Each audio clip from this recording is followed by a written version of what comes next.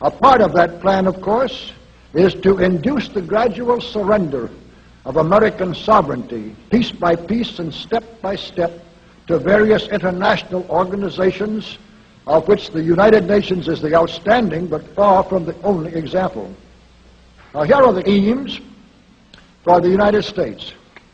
1, greatly expanded government spending for every conceivable means of getting rid of ever larger sums of American money as wastefully as possible. 2, higher and then much higher taxes. 3, an increasingly unbalanced budget despite the higher taxes. 4, wild inflation of our currency. 5, government controls of prices, wages, and materials, supposedly to combat inflation. 6, greatly increased socialistic controls over every operation of our economy and every activity of our daily lives. This is to be accompanied, naturally and automatically, by a correspondingly huge increase in the size of our bureaucracy and in both the cost and reach of our domestic government. 7, far more centralization of power in Washington and the practical elimination of our state lines. There is a many-faceted drive at work to have our state lines eventually mean no more within the nation than our county lines do now within the states. 8, the steady advance of federal aid to and control over our educational system, leading to complete federalization of our public education. 9, a constant hammering into the American consciousness of the horror of modern warfare, the beauties and the absolute necessity of peace. Peace always on communist terms, of course. And 10, the consequent willingness of the American people to allow the steps of appeasement by our government which amount to a piecemeal surrender of the rest of the free world and of the United States itself.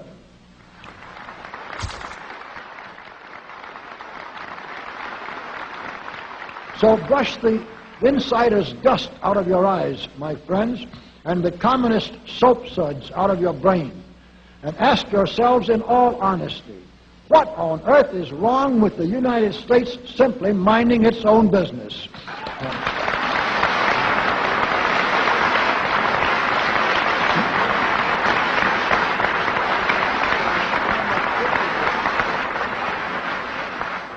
Or with having its foreign policy function primarily for the safety and benefit of the American people.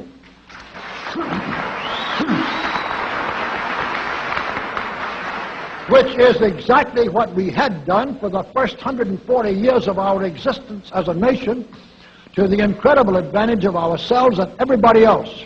Everybody, that is, except a numerically small clique of power-lusting conspirators who had somehow inflicted themselves on a gullible world. While we turn to a very brief summarization of what we hope the John Birch Society will help and even sometimes lead the American people to accomplish during the next 15 years. 1, our first and most important specific undertaking should be to restore the complete independence of the United States.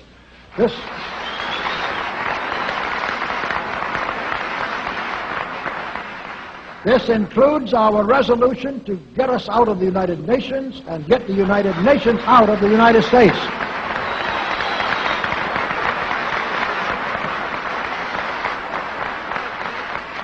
2, we must once again make our money freely redeemable in gold at some realistic price.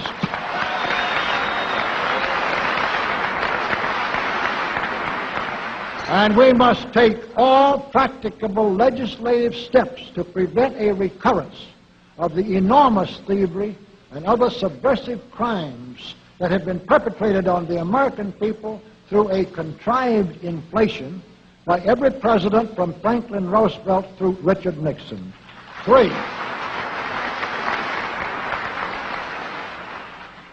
we should reduce the number of government bureaus, of government civilian employees, and the whole quantity of government by at least 50%.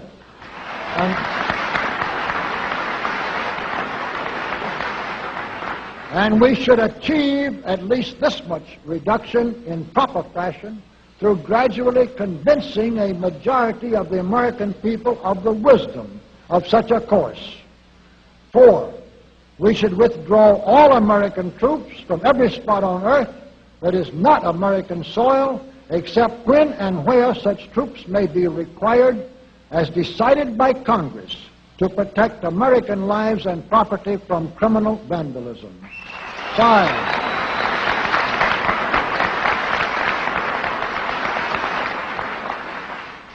5, we should get government out of the areas and functions and activities where government does not belong. Again, all steps to this end should be taken gradually, but nevertheless just as rapidly as enough of the American people can be persuaded to support such progress. Any such achievement will require a truly massive educational force, but that's exactly what we hope to build during the next 15 years. We could go ahead for at least 100 numbered items, but the John Birch Society will undoubtedly be working on more than that many specific projects, which will be laid out in its bulletins before another 180 months will have rolled around. And all of these projects will fit into the general pattern indicated by the 5 major objectives listed above. So let's really wind up this marathon monologue with one final thought. None of us can guarantee anything about what the future will bring.